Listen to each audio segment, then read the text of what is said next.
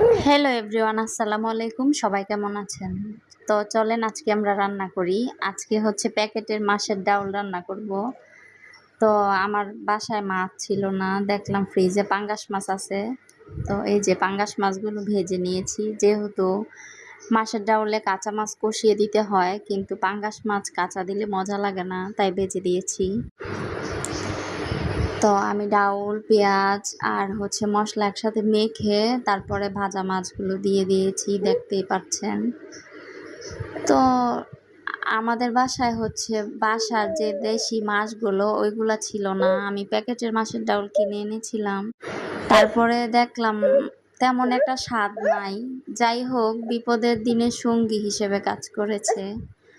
তো আমি ওইখানে একটু ফার্মের মুরগির হাত পা ছিল, ভাবলাম ওইগুলো রান্না করে ফেলি আর আপনাদের সাথে শেয়ার করি। তো আপনাদের সাথে গল্প করতে করতে আমার মাছের ডাল রান্না হয়ে গিয়েছে। দেখুন, এই যে আমি ধনিয়া পাতা দিয়ে দিয়েছি। আর এখানে আমি একটু পায়েস রান্না করেছিলাম, ওইগুলো দিয়ে দিয়েছি। মানে আপনাদের সাথে শেয়ার করে ফেললাম পায়েসটা কেমন হয়েছে। খেতে মজাই হয়েছিল। আর সবাই কমেন্ট করবেন, লাইক করবেন। টাটা, আসসালামু আলাইকুম।